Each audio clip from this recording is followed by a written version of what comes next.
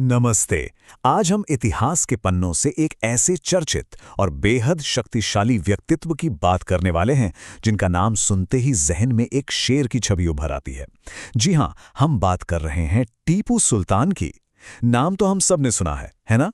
लेकिन क्या आपने कभी सोचा है कि एक शासक, एक योद्धा और एक किंवदंती के शुरुआती दिन आखिर कैसे थे? चलिए आज इन्हीं ऐतिहासिक स्रोतों को खंगालते हैं और इस पूरी यात्रा को समझते हैं। तो सबसे बड़ा सवाल जो हमारे सामने आता है वो ये है कि एक साधारण सा युवा योद्धा आखिर मैसूर का टाइगर कैसे बन गया।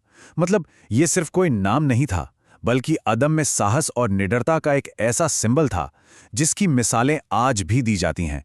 ये कहानी सिर्फ जंग जीतने की नहीं, बल्कि एक बेहद मजबूत कैरेक्टर के बनने की है। चलिए समय में थोड़ा पीछे चलते हैं। शुरुआत करते हैं उनके जन्म और प्रारंभिक जीवन से। देखते हैं कि इस महान योद्धा की नींव आखिर कैसे पड़ी। इस दिलचस्प कहानी की शुरुआत होती है 1 दिसंबर 1751 को कर्नाटक के देवनहल्ली से।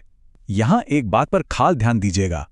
उनके पिता हैदर अली खुद मैसूर के एक बेहद शक्तिशाली और महान शासक थे और उनकी माता का नाम था फातिमा फखरुन निसा। अब जाहिर है, ऐसे परिवार में जन्म लेने का मतलब था कि बचपन कोई महलों की आरामदायक सुख सुविधाओं तक सीमित नहीं रहने वाला था, बल्कि उन्हें तो शुरू से ही एक बहादुर योद्धा के सांचे में ढाला जा रहा था। उनके आसपास की हवा में ही मानो बहादुरी और लीडरशिप घुली हुई थी।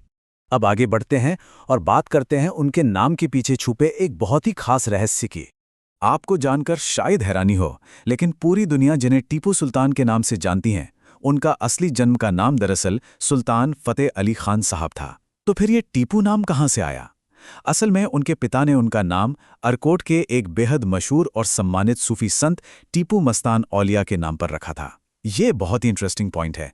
मतलब उनके व्यक्तित्व में सिर्फ एक योद्धा वाला एग्रेशन ही नहीं था, बल्कि एक सूफी संत की आध्यात्मिक शांति भी जोड़ी थी। कह सकते हैं कि यह मिलिट्री पावर और स्पिरिचुअल डेप्थ का एक बड़ा ही अद्भुत संगम था।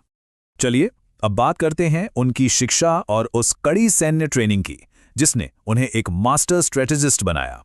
जरा 18वीं सदी के उस दौर के बारे में सोचिए। बहुत ही कम उम्र से टीपू सुल्तान को अपने पिता की सेना में काम कर रहे फ्रांसीसी अधिकारियों से डायरेक्ट ट्रेनिंग मिलने लगी थी। और ये कोई छोटी मोटी बात नहीं है। उस वक्त फ्रांसीसी सैन्य रणनीति पूरी दुनिया में सबसे एडवांस मानी जाती थी। इतनी कम उम्र में यूरोपियन युद्ध नीति और हाई लेवल मिलिट्री टैक्टिक्स सीखने से उन्हें एक ऐसा ग्लोबल विजन मिला जो उस दौर के शायद ही किसी और भारतीय शासक के पास था। सच में ये एक बहुत बड़ा एडवांटेज था।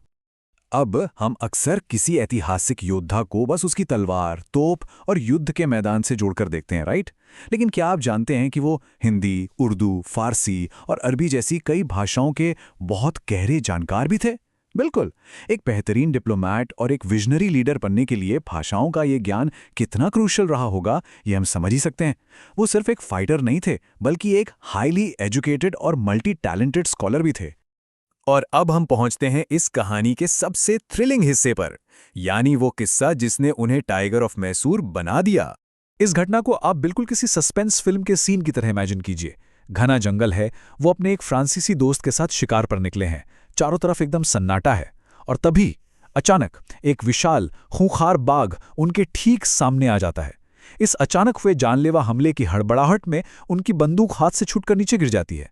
ये लिटरली जीवन और मृत्यु के बीच का वो एक सेकंड था। ज्यादातर लोग ऐसी सिचुएशन में या तो फ्रीज हो जाते या पीछे हट जाते, लेकिन यहीं पर उनके साहस की असली परीक्षा हुई। बिना एक पल की भी घबराहट के उन्होंने गजब की फुर्ती दिखाई, तुरंत अपनी बंदूक उठाई और उस बाघ को वहीं मार गिराया।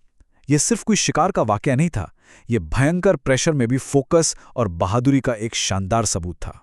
तो यहाँ टेक अवे ये है कि इसी एक घटना, इसी अदम्य साहस की वजह से उन्हें वो आइकॉनिक उपाधि मिली, शेर मैसूर, जिसका मतलब है मैसूर का टाइगर। ये कोई ऐसा टाइटल नहीं था जो उन्हें किसी शाही विरासत में मुफ्त मिल गया हो, ना। ये वो सम्मान था जो उन्होंने साक्षात मौत की आंखों में देखकर खुद अपने दम पर कमाया था। और आगे चलकर यही नाम उनकी सबसे बड़ी पहचान और दुश्मनों के दिलों में खौफ की सबसे बड़ी वजह बन गया। उनके शुरुआती सालों और इस नाम के पीछे की इस शानदार कहानी को जानने के बाद एक सवाल जो हमें खुद से पूछना चाहिए, वो ये कि शेर मैसूर की इस महान ऐतिहासिक विरासत में आखिर और कौन-कौन सी ऐसी ही अनसुनी कहानियां छुपी होंगी।